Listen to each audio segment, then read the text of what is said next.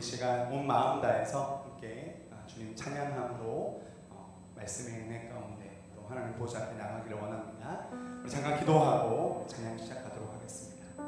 아버지 하나님, 오늘 수요일 저녁 하나님 은혜를 사모하고 주님의 얼굴을 구하는 주의 백성들 오늘도 이 자리에 불러주시고 함께 예배하게 하시니 감사드립니다.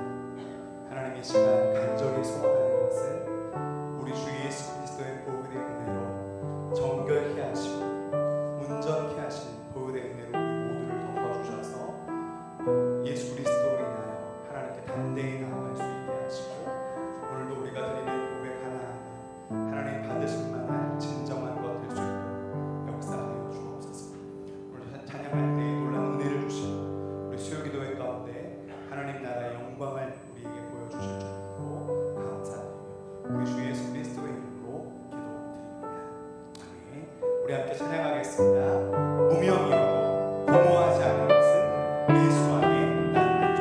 우리 이 시간 믿음으로 고백하며 찬양하겠습니다.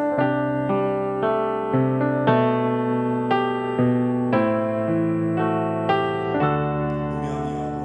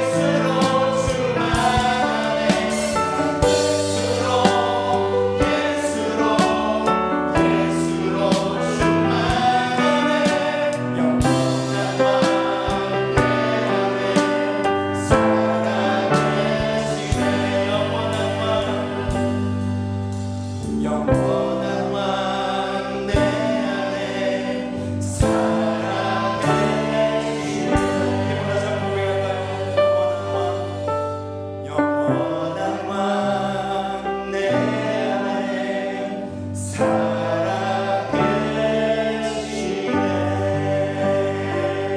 할렐루야.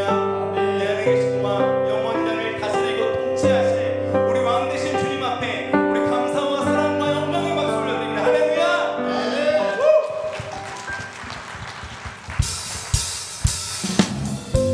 우리 박수 찬양할까요? 다시 한 번만요. 예, 다시 한번 시작하겠습니다.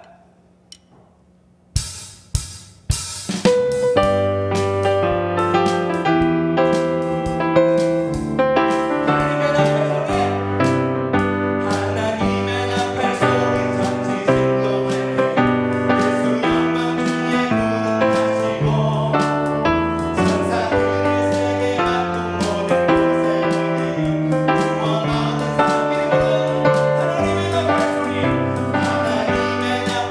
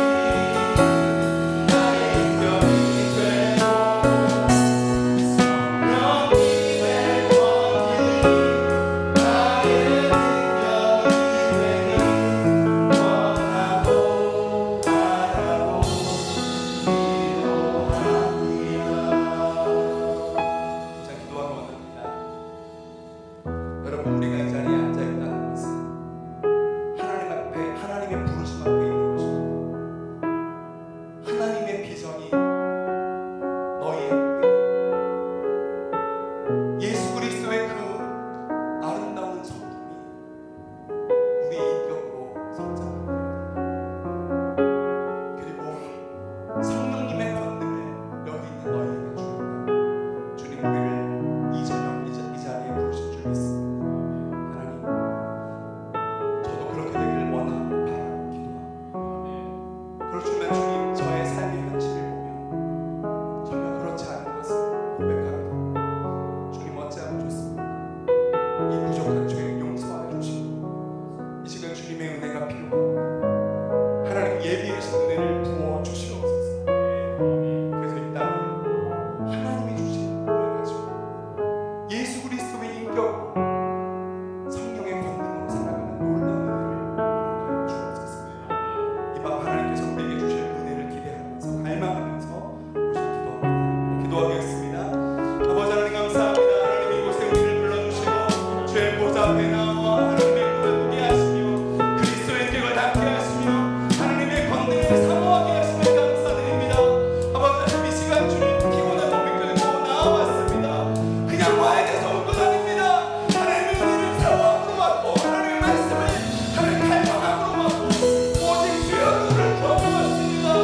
오직 예수 그리스도 한 번으로 충만하시기 위해 이곳에 왔습니다. 아버지 하나님 우리를 만나주시고 말씀하시고 예배하신 하나님 부어주셔서 아버지 하나님 만남으로 놀라움으로 충만되는 하나님 은혜를 허락하여 주시옵소서. 여기 있는 우리들이 먼저 하나님 이끌고 이 권능을 가지고 이 길로 살아갈 수 있는 아버지 하나님 은혜를 부어주옵소서. 주의 말씀대로 살아가는 하나님의 권능으로 채워 주시옵소서.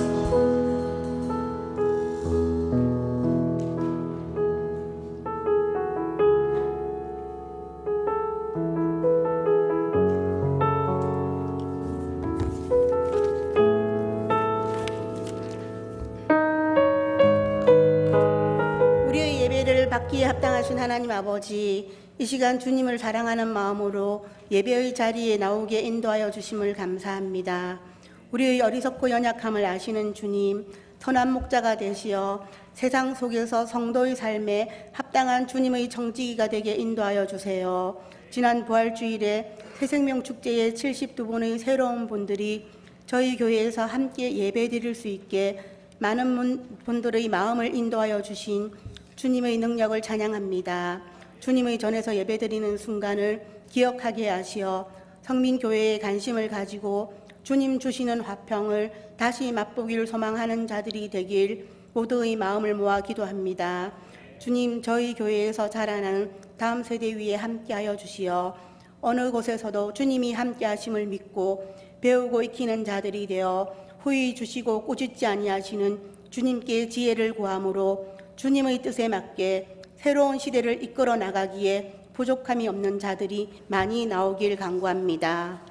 주님, 단기 선교를 준비하는 교회와 시간과 물질을 드림으로 동반하는 많은 성도들이 있습니다. 하나의 행사로 끝나지 않게 하시고 한 영혼을 천하보다 사랑하는 주님의 마음을 더 깊게 깨닫게 하시어 저희 성민교회가 주님의 나라 확장에 쓰임받는 예수님의 증인되어 퍼져가는 교회가 되게 인도하여 주실 줄 믿습니다.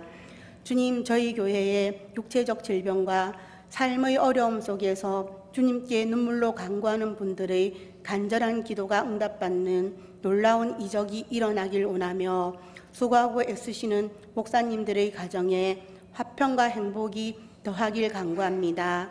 이 시간 말씀을 전하시는 담임 목사님, 날마다 새 힘과 권능을 주시어 성민의 가족들을 푸른 초장으로 인도하기에 부족함이 없게 하시고 무엇을 하든지 주님과 동행하는 즐거움으로 목회의 많은 어려움을 이겨낼 수 있게 하여 주시어 우리 성민교회가 하나님을 기쁘시게 이웃과 행복하게 날마다 성장하게 하여 주실 줄 믿고 예수님 이름으로 기도드립니다. 아멘.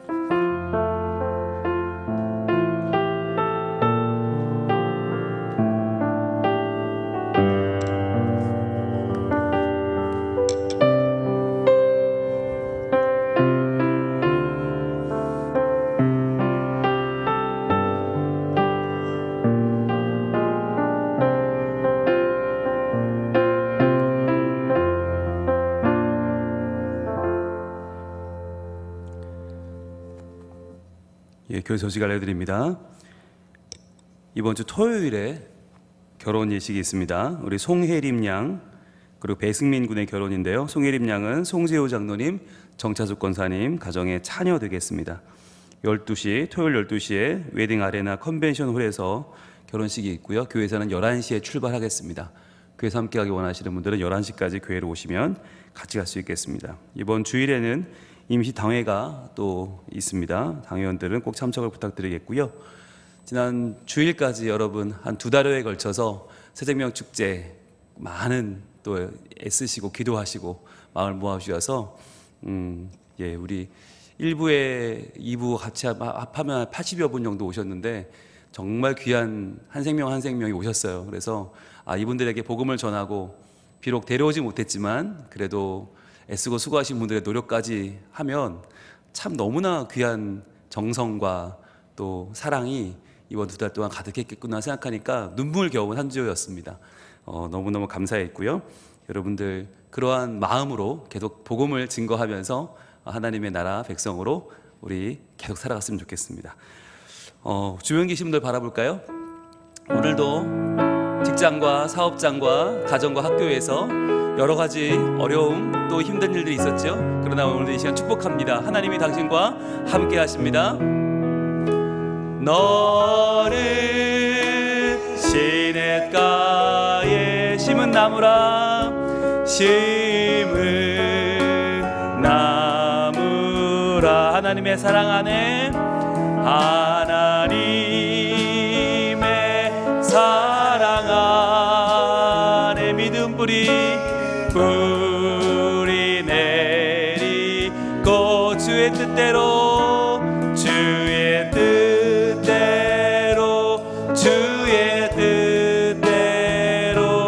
항상 살리라. 박수하겠습니다. 네, 오늘도 2층에는 민서와 온유 또 채림이 우리 예진이 또 뒤에는 우리 조이 그리고 다은이 도훈이 또 이삭이 예지 오늘 많은 다음 세대들이 함께 해주고 있습니다.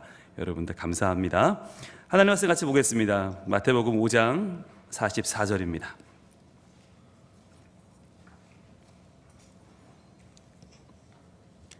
마태복음 5장 44절 한 절 말씀을 우리 한 목소리로 받들어 읽도록 합니다. 마태복음 5장 44절 시작.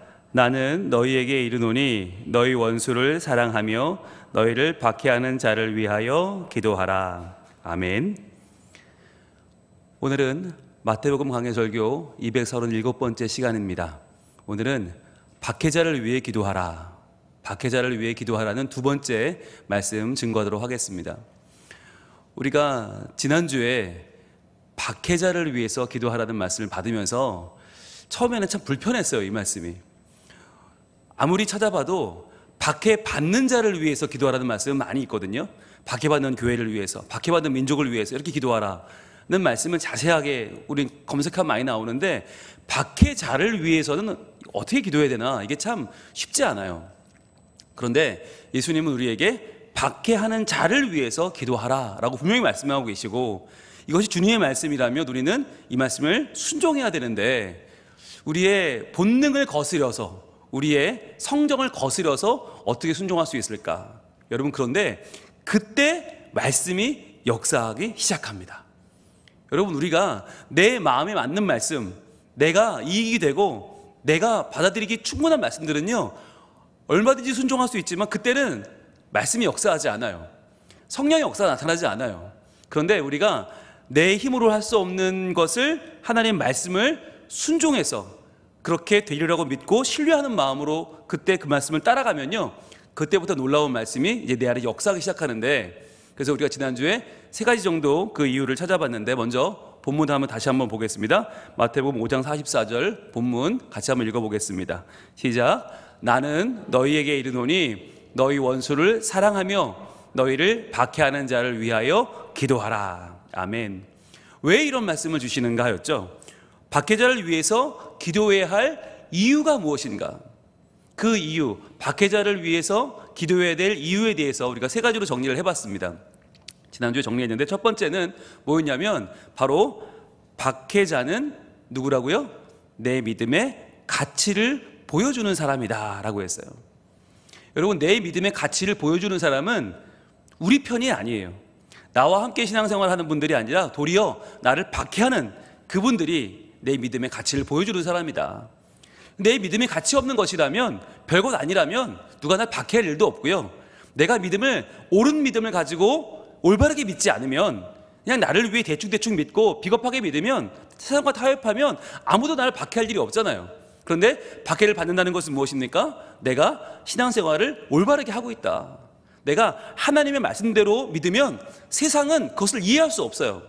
세상은 하나님을 모르기 때문에 우리가 하나님을 바르게 믿을 때 세상은 우리를 핍박한다. 그래서 박해자는 누구냐면 내가 올바른 믿음 생활을 하고 있다라는 것을 내게 알려주는 사람들이라고 했습니다. 그래서 도리어 우리는 박해자를 위해 기도해야 된다. 두 번째 이유는 뭐였냐면, 박해자가 누구예요? 주님이 간절히 필요한 인생이라고 했어요. 여러분, 우리를 박해하는 사람들이 누구라고요? 주로 나를 사랑하는 사람이 박해를 합니다. 여러분, 우리가 옛날같이 그렇게 군사 독재 시절도 아니고요, 지금은 황제의 권력이 있는 것도 아니잖아요. 공산국가도 아니잖아요. 지금 우리가 교회 가는 걸, 우리가 예배 드리는 걸, 신앙생활 열심히 하는 걸 누가 반대하나? 거의 우리 가족이에요.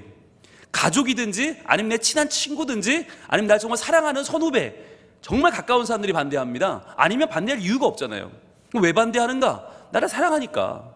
그런데 그 사랑하는데 뭘 몰라요? 주님을 모르니까. 그 사람들이 주님만 알면 얼마나 좋겠어요. 주님만 알면 얼마나 나와 함께 신앙생활 잘할 수 있겠어요. 얼마나 나와 함께 천국을 소유하고 그 천국을 나눌 수 있겠어요. 그런데 그분들이 정말 나를 사랑하는 분들인데 하나님을 모르니까, 내가 교회 가는 걸 이해하지 못하고, 내가 하나님 믿고 신앙생활하고 봉사활동하는 걸, 이걸 섬기고 순종하는 생활을 이해를 못하는 거죠. 그래서 우리가 박해하는 이들은 나를 싫어하는 자들이 아니라, 나를 못살게 구는 자들이 아니라 도리어 정말 주님이 필요한 자들이고 정말로 나의 중보가 필요한 자들이다. 그래서 그분들이, 여러분, 남을 관심 갖고 오지랖 가지고 교회를 가라 가지 마라 하는 분들은 그 마음에 뭐가 있는 거예요? 그 마음에 정말 착한 마음이 들어있어요. 그러니까 나한테도 그렇게 말을 하는 거란 말이에요.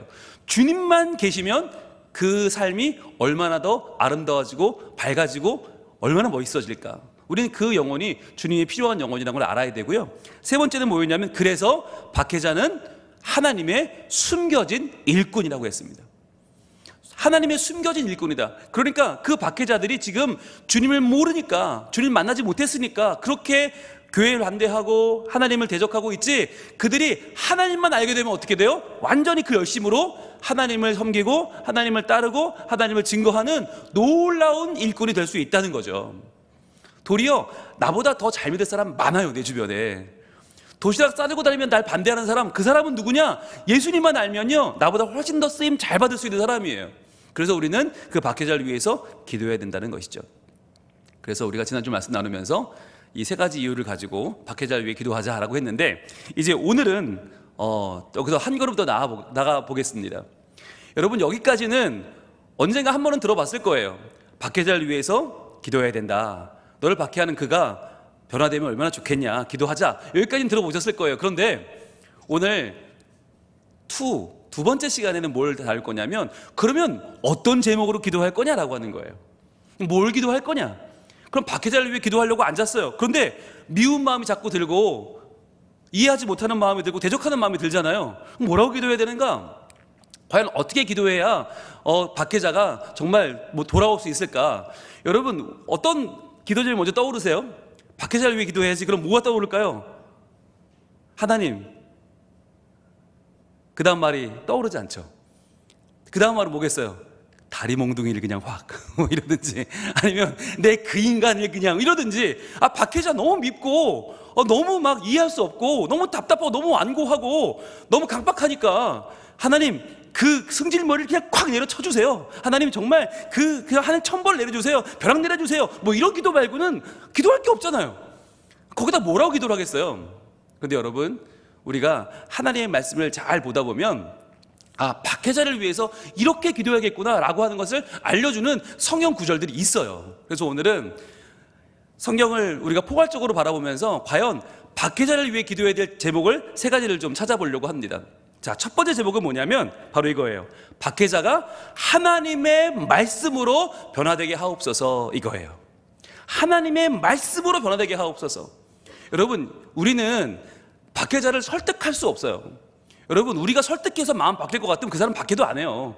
그 정도 열심히 있는 사람이 우리의 말과 우리의 설득으로 바뀌지 않거든요. 그런데 사람은 언제 바뀌나? 말씀으로 바뀝니다. 여러분, 우리는 언제 바뀌었어요? 나는 언제 바뀌었어요? 말씀이 내게 임할 때 바뀌었어요. 여러분, 내가 하나님 믿어야지, 하나님을 잘 믿고 내가 좋은 신자가 돼야지 라고 마음 먹고 교회 나온 사람은 아무도 없어요. 언제? 우리에게 하나님 말씀이 임했을 때, 그 말씀이 내게 임하여 하나님의 사건이 내게 벌어질 때 하나님이 내게 참으로 아버지가 되시고 예수님이 참으로 구세주가 되시고 그 말씀에 의지하여 내 인생이 변한 것이지, 그 밖에 다른 우리의 결심이나 우리의 신념으로 바뀐 게 아니란 말이에요. 그래서 우리가 박해자를 위해 기도해야 될 첫 번째 제목은 뭐냐면, 주여 말씀을 깨닫게 하시고 말씀으로 변하게 하여 주시옵소서. 그 장면이 어디 나오냐면 사도행전 4장에 나옵니다. 가볼까요?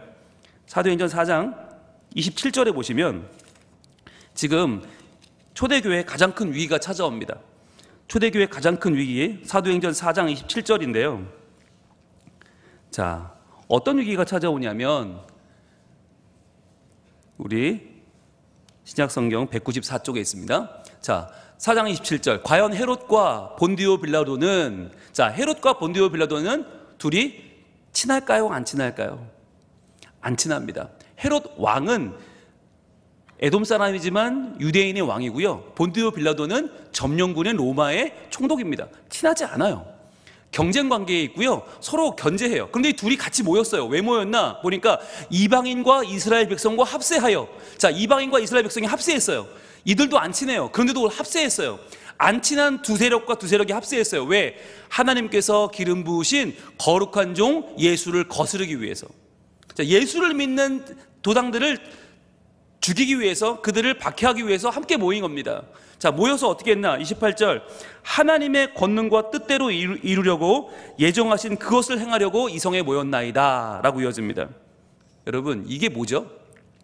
자, 하나님의 권능과 뜻대로 이루려고 예정하신 그것이 뭐예요? 그것이 바로 박해입니다.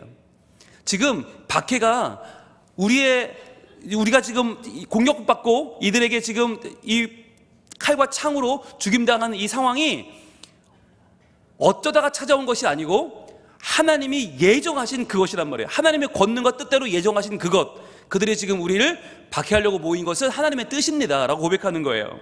자, 이제 기도가 시작됩니다. 뭐라고 기도하는가 보세요. 29절. 주여 이제도 그들의 위협함을 굽어보시옵고. 자, 여기까지 일단 여러분 기도가 시작됐어요. 그러면은 뭐라고 기도해야 됩니까? 주여 저들의 위협함을 굽어보시옵소서. 그 다음 뭐가 나와야 돼요? 우리 상식으로는 저들을 물리쳐 주옵소서가 나와야 되는 거죠. 우리를 지켜주시고 우리를 보호하시고 저들을 물리쳐 돌아가게 하여 주옵소서. 저들의 눈을 가려주시고 천둥 번개가 내려서 저들이 꽈르릉 다 무너지고 해산하게 하여 주옵소서 해야 되는데, 그게 아니라 뭐라고 해요? 노란색으로 뜨고 표시합니다. 또 종들로 하여금 담대히 하나님의 말씀을 전하게 하여 주시오며. 쭉 읽어보세요. 나를 좀 죽인다고 칼과 창을 들고 몰려와 있어요. 그런데 뭘 기도하나? 하나님, 저희가 담대히 하나님 말씀을 전하게 하여 주옵소서. 이걸 기도하는 거예요. 여러분, 이게 박해자를 위한 기도예요. 하나님, 저들이 힘이 쭉 빠지게 하시고 망하게 하시고 물러나게 하시고가 아니라 도리어 우리가 말씀을 전하게 하여 주옵소서. 왜요? 저들이 필요한 것은 말씀이니까. 여러분, 이게 참 재밌는 게, 우리는 박해자가 찾아오면 그것을 우리에 대한 위협으로 느껴요. 그런데 지금 초대교회 교인들은 뭘로 느꼈나? 말씀을 전할 기회로 보는 거예요. 아, 우리가 말씀을 전하려면 찾아가야 되는데 저들이 와줬네? 아이고 고마워라. 하나님, 저희들 말씀 증거하게 해주세요. 말씀 전하게 해주세요. 그걸 기도하는 거예요. 자, 그러면 말씀을 전하면 무슨 일이 벌어집니까? 30절입니다. 이렇게 이어집니다. 손을 내밀어 병을 낫게 하시옵고. 자, 누가 병들었어요? 박해자들이. 우리를 잡으러 온 사람들이 병 걸린 게, 우리가 손을 내밀면 그 병이 낫게 하여 주옵소서.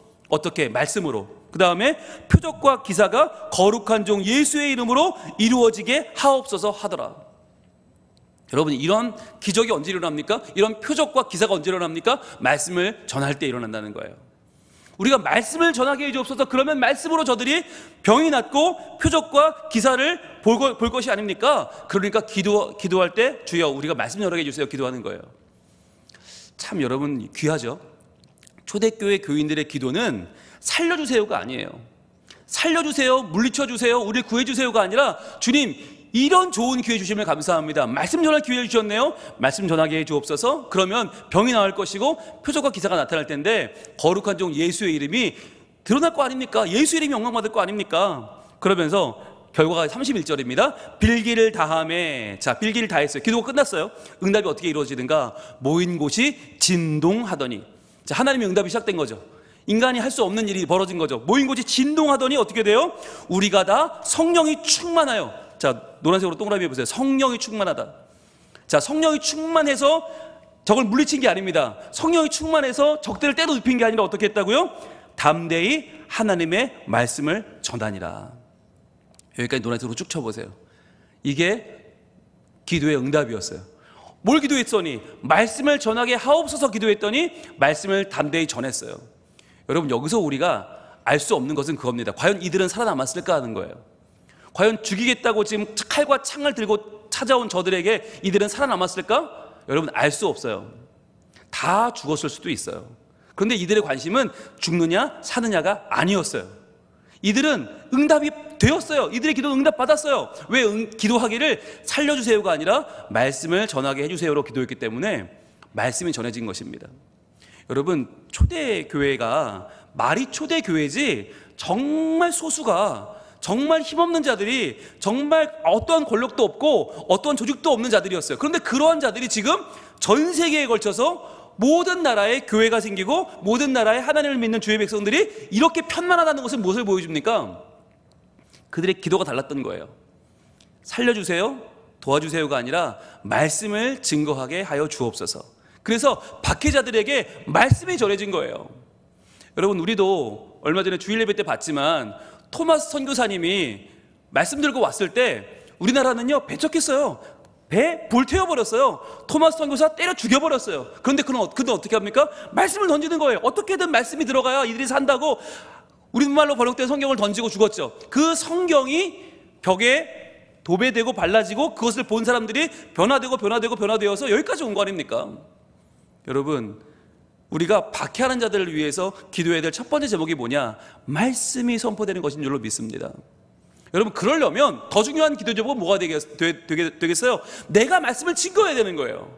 오늘 이 기도 제목처럼 주여 종들이 담대히 말씀을 전하게 하옵소서, 이게 본격적인 기도 제목이 되어야 되는 겁니다. 우리가 전하지 않는데 어떻게 알겠냐고요? 내가 증거하지 않는데 어떻게 복음을 알 수 있어요? 박해자들이 알 수 없단 말이에요. 박해자들에게 말씀을 전하는 저의 믿음을 허락하여 주시옵소서. 여러분 그래서 우리가 말씀 묵상 훈련학교를 하고 있는 거거든요. 지금도 5기가 열심히 공부하고 있는데 이거 끝나면 기도 훈련학교를 합니다.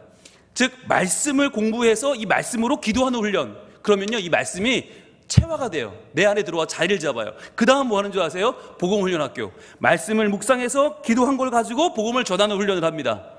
거기까지 가면 우리가 말씀을 담대히 증거하는 자가 되는 것입니다.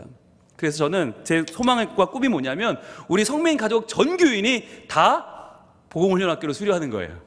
그래서 전 교인이 다 말씀 묵상 훈련 받고 기도 훈련 받고 복음 훈련 받아서 적어도 우리가 내가 받은 말씀을 내가 묵상하여 증거하는 수준이 있어야, 그래야 기독교인이 아닌가. 이게 여러분 기도를 하려도 주여 우리 박계자가 말씀을 깨닫게 하옵소서 맨날 기도하면 뭐해? 내가 전할 수가 없는데, 내가 입도 뻥끗 못하는데 그럼 무슨 수가 있어요? 방법이 있겠어요? 그래서 저희가 지금 전도 집중 훈련을 하는 이유도 그렇게 전하는 훈련을 하는 거고요.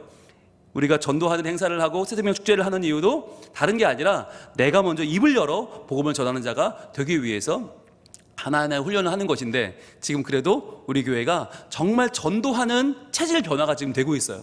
너무 감사해요.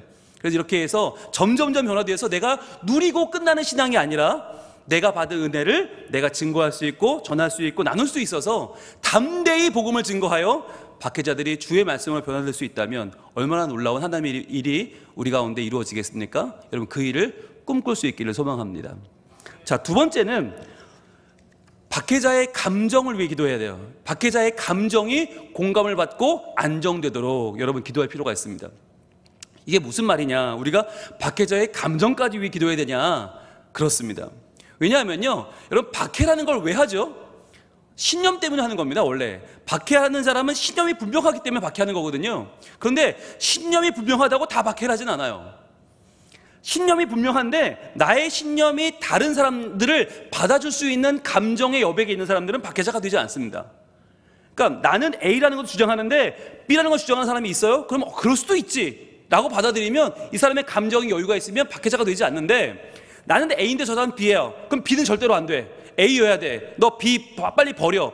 빨리 포기해. 너도 A를 믿어야 돼. 빨리 믿어. 라고 내 마음에 감정의 여유가 전혀 없으면, 내 감정을 공감받지 못하면 여러분 내 마음이 뭐가 되냐면 사이코패스가 되고요, 소시오패스가 됩니다. 그러면 그러한 사람은 아무런 고민 없이 상대방을 억누를 수 있고 압제할 수 있고 핍박할 수 있어요. 그래서 가정 안에서도 여러분 남편이 교회 안 간다고 아내를 다 핍박하는 게 아니에요. 어떤 남편은 자기는 안 가는데 아내가 가는 건 100% 오케이 하는 남편도 있어요. 오히려 태워다 주는 남편도 있어요. 그러던 남편은 결국은 그러다가 교회 안에 들어오게 되고 밥 한 끼 먹게 되고 인사하게 되고 그러다가 이제 교회 안에 들어오는 경우가 매우 높죠. 그런데 그러한 사람은 어떤 사람이냐면 그 감정에 공감을 얻어서 감정의 여유가 있는 사람이에요. 그런데 그런 것이 없는 사람은 어떻게 되느냐? 아내가 교회 가는 게 꼴 보기 싫고, 아내가 교회 가는 게 참을 수 없고 무시당하는 것 같고 나 혼자 소외되는 것 같고, 그런 사람은요 그 아내를 결국은 쥐잡듯 잡게 되는 거죠. 그러면서 함께 신앙을 떠나서 멀어지게 되는 거죠. 자, 그래서 우리를 박해하는 자들의 감정을 공감해주고 그 공감을 받도록 기도해야 되는데, 거기에 대한 말씀이 로마서 12장에 나와 있습니다. 볼까요? 로마서 12장 14절 말씀. 로마서 12장 14절. 유명한 말씀인데, 자, 오늘 예수님이 하신 이 말씀을 좀 더 풀어서 적고 있어요. 로마서 12장 14절 함께 있습니다. 시작. 너희를 박해하는 자를 축복하라. 축복하고 저주하지 말라. 자, 예수님은 기도하라고 하셨죠. 박해하는 자들을 위해 기도하라고 하셨는데, 사도 바울은 거기서 조금 더 구체적으로 박해하는 자를 축복하라고 말해요. 축복하고 저주하지 마라. 그러면 축복이 뭔데요?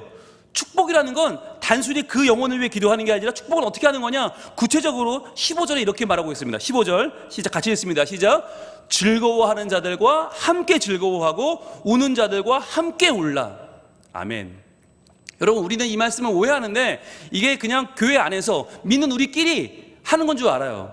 그냥 우리 구역 안에서, 우리 선교회 안에서 하는 건 줄 아는데, 본문의 흐름은 뭐냐면 로마서 12장 14절 15절 연결되어 있는 이 말씀은 박해자예요. 나를 박해하는 사람들이에요. 나를 박해하는 사람들이 즐거워하면 함께 즐거워하고, 박해하는 사람들이 울면 함께 울어주라는 거예요.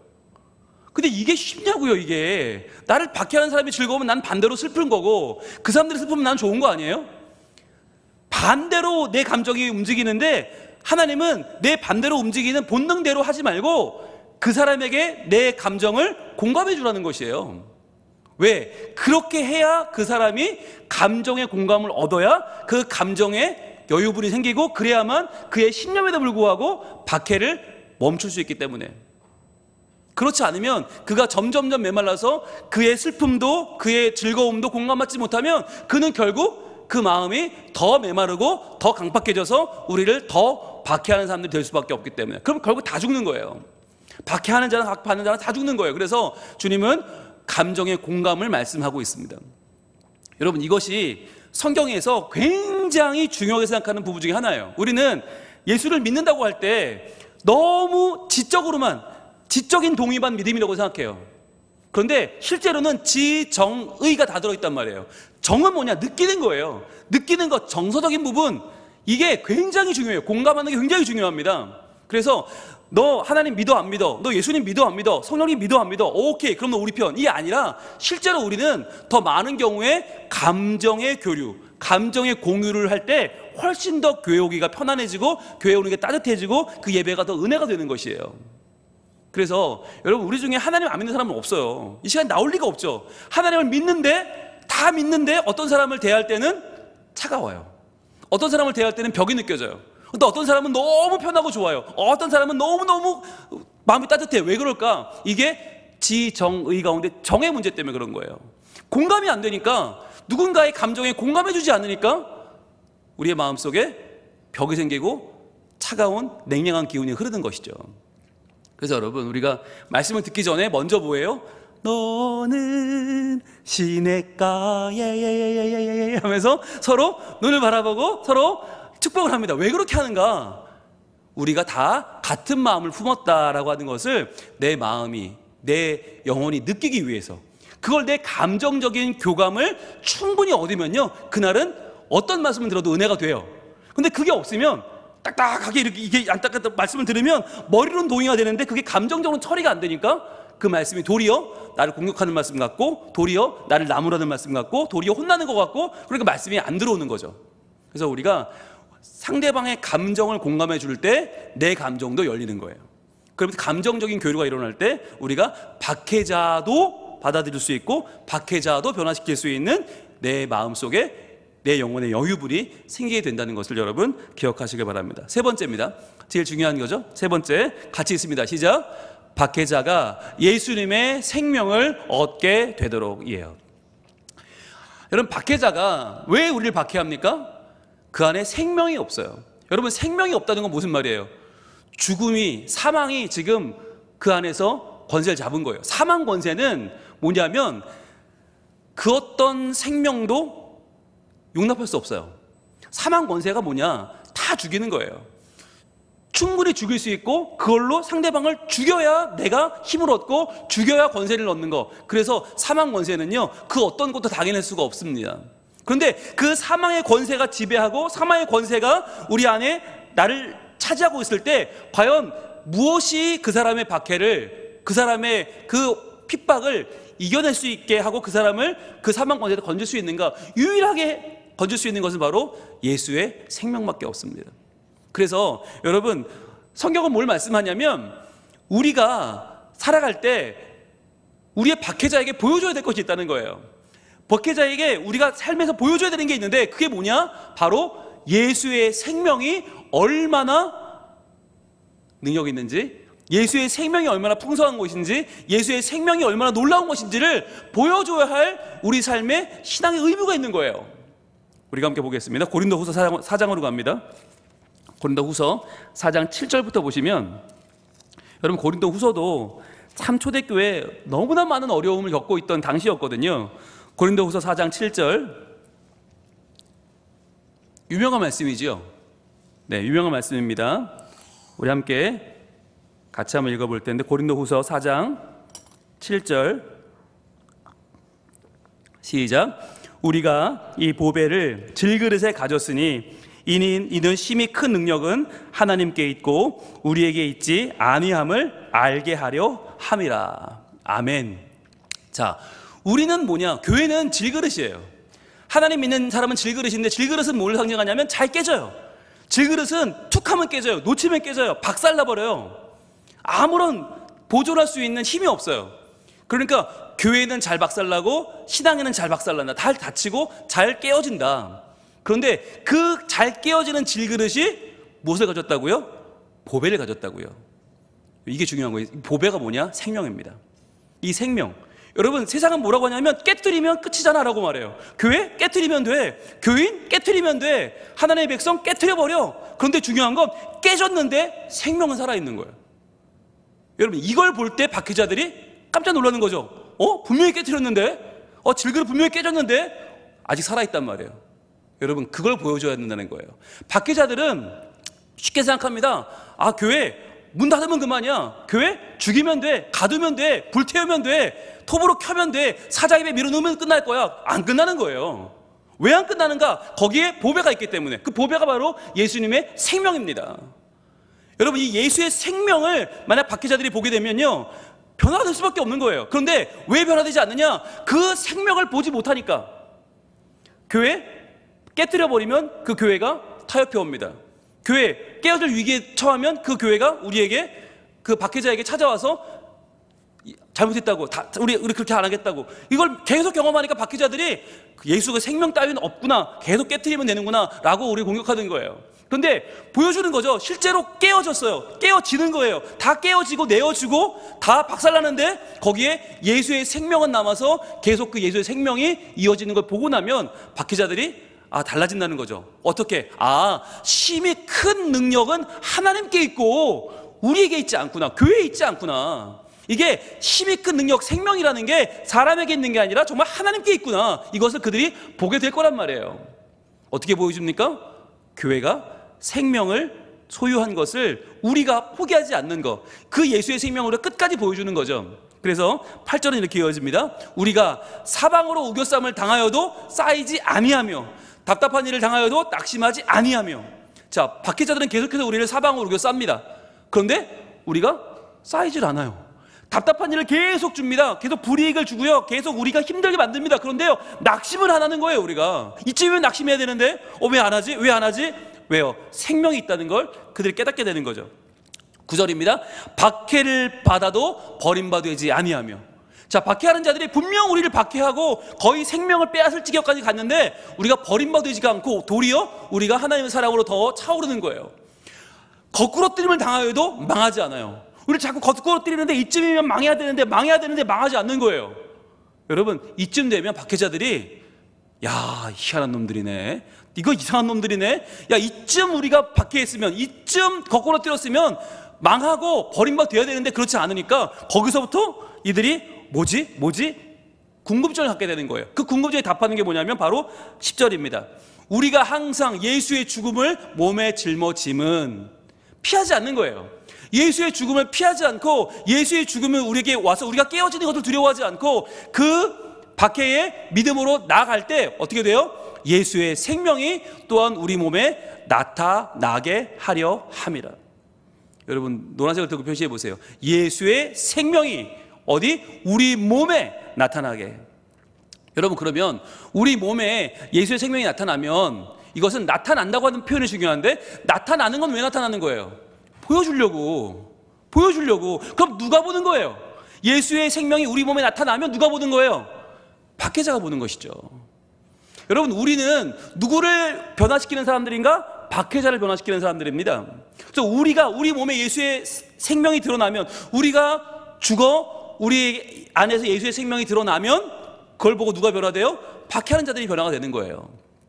그래서 11절에 이것이 조금 더 구체적으로 나와 있는데, 우리 살아있는 자가 항상 예수를 위하여 죽음에 넘겨짐은, 이게 박해죠. 박해 중에 박해. 아무리 괴롭혀도 말을 안 들으니까, 아무리 우리를 넘어뜨려도 안 되니까 결국은 우리를 죽여요. 자, 예수를 위하여 죽음에 넘겨짐은, 자, 노란색 들고 표시합니다. 예수의 생명이 또한 우리 죽을 육체에 나타나게 하려 함이라. 여러분, 우리 인간은요 다 죽어요. 우린 죽을 육체가 맞아요. 언젠간 병 걸려 죽고 나이 들어 죽고 언젠간 다 죽어요. 그런데 그러한 죽음이 아니라 예수의 생명이 나타나는 우리의 몸, 그러면 죽을 육체가 이제는 어떻게 돼요? 죽지 않는 거죠. 이 땅에서는 우리가 목숨을 잃을 수 있으나, 그러나 우리의 믿음만은 영원히 남아서 예수님 말씀하신 나는 부활이요 생명이니 무릇 나를 믿는 자는 죽어도 살겠고 무릇 살아나를 믿는 자는 영원히 죽지 아니하리니 그것을 너희가 믿느냐가 되는 거죠. 교회는 당할 수 있어요. 믿는 사람은 아플 수 있어요. 아니, 믿는 사람은 끌려갈 수 있어요. 갇힐 수 있어요. 죽을 수 있어요. 그러나 그래도 꺼지지 않는 예수의 생명을 박해자들이 보고 나면 뭘 느낄까요? 지금 내가 무슨 짓을 하고 있나? 내가 지금 얼마나 부끄러운 짓을 하고 있나? 내가 죽을 내가 저 생명의 사람들에게 지금 무슨 일을 하고 있나? 진짜 생명, 예수의 생명을 가진 사람들에게 지금 내가 무슨 바보 같은 짓을 하고 있나? 깨닫게 되면 자기 어리석은 일을 깨닫고 드디어 죽음의 생명으로 건너오게 된다는 것입니다. 여러분, 그래서요, 우리가 박해자를 위해서 기도하라. 뭘 기도하나? 바로 하나님의 말씀이 그들의 삶에 변화를 일으키게. 이건 바꿔 말하면 우리가 말씀을 전할 수 있게 해주세요잖아요. 우리가 해야 되는 거예요. 우리의 변화를 강구하는 거예요. 두 번째는 뭐였어요? 감정의 공감이죠. 이거 그대로 돼요? 아니요, 우리가 해주는 거예요. 우리가 그들의 감정을 공감해 줘야 되는 거예요. 세 번째, 예수의 생명이 드러나게, 나타나게, 그것조차 여러분 우리가 하는 거예요. 그래서 여러분, 박해자를 위해 기도하는 것은 알고 보면 박해자를 위해 기도하는 게 아니고요, 우리를 위해 기도하는 것입니다. 우리의 신앙이 더 바로 서고 우리의 신앙이 더 올곧아지고 우리의 신앙이 더 하나님의 말씀에 온전히 서기 위해서 우리는 이 기도를 하는 거예요. 왜 예수님이 우리에게 박해자를 위해 기도하라고 하시는가? 그것은 남은 살고 나는 죽는 길이 아니에요. 역으로 내가 살아서 그 생명의 영향력이 박해자에게 미쳐지게 되고 우리가 건강한 교회가 되고 우리가 바른 교회가 되어서 우리가 세상을 변화시키는 능력의 믿음의 사람들이 되게 하시려는 예수 그리스도의 깊은 뜻임을 여러분 알 수 있기를 바랍니다. 결국은요, 나의 기도로 누군가가 변화된다. 그거 왜 변화되는 겁니까? 그 사람이 위해서, 그 사람만을 위한 게 아니라 결국은 내가 하나님의 말씀의 사람이 되고 하나님의 감정을 품는 사람이 되고 내가 하나님의 생명을 품는 사람이 되기 때문이에요. 그래서 오늘 우리 기도할 때 주님, 하나님의 꿈이 나의 비전이 되게 해주옵소서. 예수님의 성품이 나의 인격이 되게 해주옵소서. 성령님의 권능이 나의 능력이 되게 해주옵소서. 그래서 내가 예수를 믿은 것이 나 하나를 위한 것이 아니라 나 하나 구원받고 나 하나 천국 가고 끝나는 게 아니라 내가 믿었는데 그 말씀이 전파되어 박해자를 살리고 내가 믿었는데 그 감정이 그 기쁨과 감사가 박해자의 공감을 일으켜서 그가 돌아오게 되고 또 내가 예수를 믿었는데 그 생명이 나를 통해서 드러나서 나를 박해하는 자들이 참 생명의 사람으로 나오게 되는 그런 놀라운 역사가 주님 일어나게 하여 주시옵소서. 우리가 떠올리는 바로 그 사람, 그 이름, 나를 박해하는 그 사람, 기도가 필요합니다. 그 기도는요, 내가 변해야 됩니다. 이 시간 기도할 때 하나님 앞에서 우리가 그 변화를 구하기를 원해요.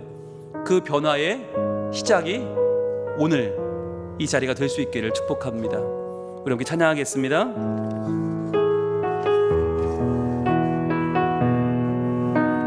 이 세상을 살아가는 동안에 이 세상을 살아가는 동안에 나의 힘을 의지할 수 없으니 기도하고 낙심하지 말 것은 주께서 참 소망이 되심이라. 하나님의 꿈이 나의 비전이 되고 예수님의 성품이 나의 인격이 되고 성령님의 권능이 나의 능력이 되길 원하고 바라고 기도함. 주의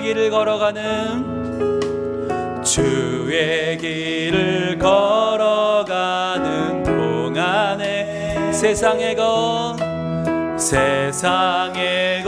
의지할 수 없으니 감사하고 낙심하지 말 것은 주께서 참 기쁨이 되심이라. 하나님의 꿈이 나의 비전이 되고 예수님의 성품이 나의 인격이 되고 성령님의 권능이 나의 능력이 되길 원하고 바라고 기도합니다. 이 시간 기도하겠습니다. 주님, 박해자를 위해 기도할 때 우리가 말씀을 증거하여 그 말씀으로 그들이 변화되게 하여 주옵소서. 우리의 감정을 공감함으로 그들이 공감받아 그 감정이 주께 열리게 해주시고, 주님, 우리가 예수의 생명을 보여줘서 그들이 그 생명력을 얻어 예수를 믿어 영원히 사는 주의 백성으로 살게 하여 주시옵소서. 우리 제목 놓고 주여 한번 기도합니다. 주여,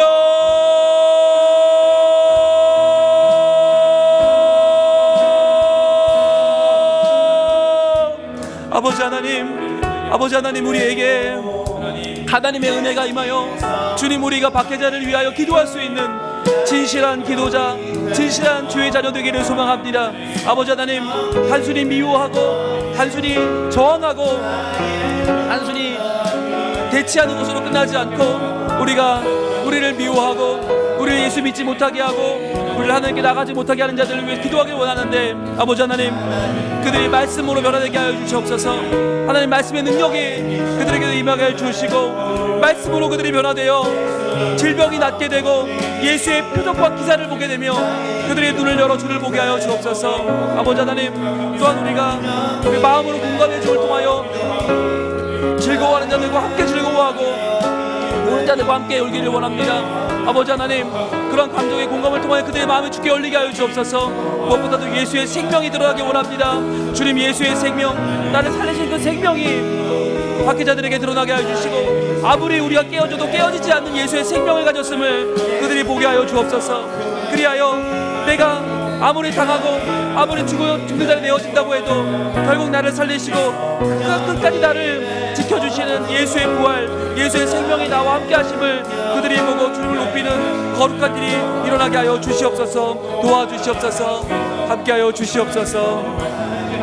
하나님의 꿈이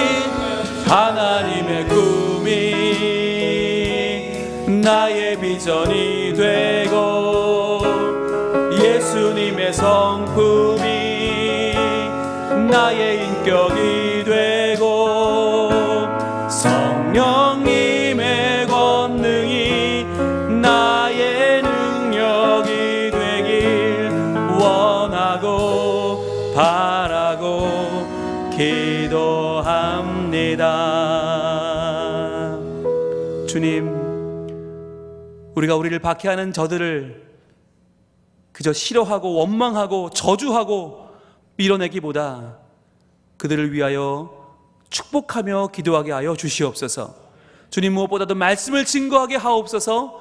말씀의 증거될 때 저들의 병이 낫고 표적과 기사가 예수의 이름으로 보여지게 하여 주시옵소서. 그리하여 우리를 박해하는 이들이 도리어 하나님을 알게 되고 주님 앞에 나오게 하여 주시옵소서. 또한 저들과 함께 즐거워하는 자들과 함께 즐거워하고 우는 자들과 함께 울어줄 때에 저들의 마음에 공감을 얻고 하나님을 향하여 저들의 마음이 열리게 하여 주시옵소서. 또한 무엇보다도 주님, 아무리 당해도 우리가 깨어져도 예수의 생명이 드러나 저들이 예수의 참된 생명을 보게 하시고 사망 권세를 뛰어넘어 예수를 믿고 예수님 안에 영원한 생명을 얻는 주의 백성이 되게 하여 주시옵소서. 그리하여 우리를 박해하는 이들이 돌아와 하나님의 자녀가 되고 하나님의 큰 일꾼들이 다 될 수 있는 놀라운 복을 우리 가운데 허락하여 주시옵소서. 예수님 이름으로 기도합니다. 아멘. 이어서 기도할 텐데요, 우리 지난주에 왔던 약 80명의 방문자들이 있습니다. 그 가운데서 몇 분은 등록을 하셨고 몇 분은 등록을 하지 않았는데 주일이 지나고 또 연락이 왔어요. 아까 말씀드린 태워다만 주겠다고 했던 그 아빠가 등록을 하겠다라고 연락이 왔어요. 여러분, 이런 변화가 일어나길 소망합니다. 우리 80명의 모든 방문자들이 다 마음이 변해서 나 예수를 믿겠다고, 나 목마르다고, 생명수 되시는 예수님 만나고 싶다고 나올 수 있는 그 마음의 변화를 위해 기도할 텐데, 이 변화는 그냥 오지 않아요. 인도하신 분들이 기도해야 되고 찾아가야 되고 연락해야 되고 만나야 돼요. 우리 교육자들도 다 일일이 지금 연락하고 있어요. 이 연락이 수고가 결코 되지 않고 하나님 안에 열매를 맺을 수 있도록 하나님께서 그 마음 가운데 역사하시고 그 마음 열어주시고 참된 생명을 부어주시도록 주여 한번 외치기도 하겠습니다. 주여!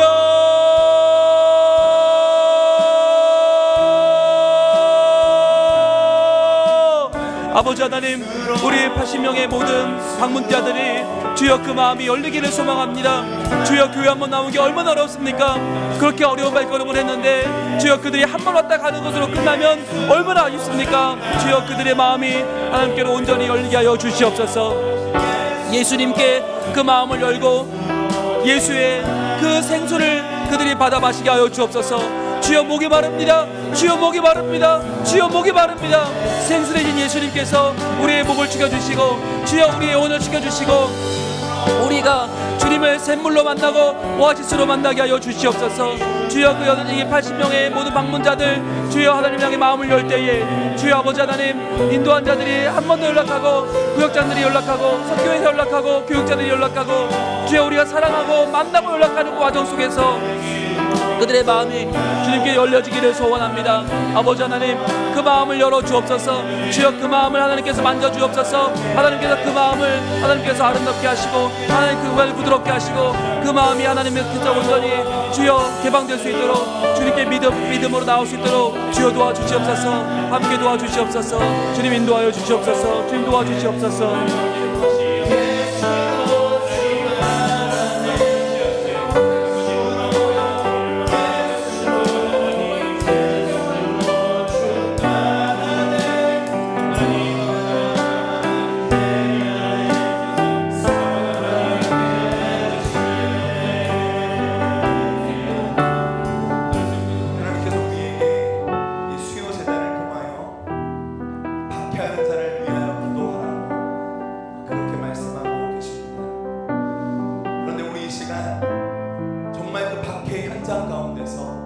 어디로 가야 할지 고민하고 있는, 파도에 휩쓸려서 어디로 갈지 갈 길을 못 잡을 그런 위기 가운데 있는 우리 다음 세대들을 위해서 한번 기도했으면 좋겠습니다. 하나님, 그들이 이 땅의 문화와 가치관, 하나님을 따르는 것이 아니라 세상을 따라가려고 만들어버리는 수없이 많은 이 땅의 문화와 헛된 가치관과 경쟁주의 문화와 하나님 더 높이 올라가야 하는 이 성공주의 문화와 하나님 나라의 원리와 반대되는 이 모든 것들 가운데 무방비로 방치되어 있는 하나님 우리 다음 세대, 하나님 그들 가운데 오직 예수 그리스도의 이름이 충만하게 그들의 삶 가운데 좌정하여 주시고 다스려 주시고, 하나님 우리 성민교회의 다음 세대들이 하나님이 세상 문화에 휩쓸려가지 아니하고 주님의 말씀의 진리 가운데 좌로나 치우치지 아니하고 주의 길을 걸어갈 수 있게 하여 주시옵소서. 박해하는 자들을 위하여 걸어가며 기도하며 그들을 위해 축복할 수 있는 하나님의 사람들로 우리 다음 세대를 일으켜 세워 주시옵소서. 유치부부터 어린이부, 청소년부, 청년부 이르기까지 하나님 우리 모든 다음 세대들이 말씀 안에 복음 안에 흔들리지 아니하는 주의 나라 백성으로 할 수 있도록 인도하여 주시옵소서. 우리 이 시간 다음 세대들을 생각나신 대로 이름 불러가면서 우리 중보하며 기도하며 나아갑니다. 기도하겠습니다. 아버지 하나님 감사합니다. 수없이 많은 다음 세대들이 있습니다. 아버지 하나님 그들에게 하나님 말씀하실 때 그들의 하나님 말씀 가운데 하나님 흔들리지 아니하고 주의 길로 걸어가는 산전이 소원합니다. 아버지 하나님 붙잡아주시옵소서.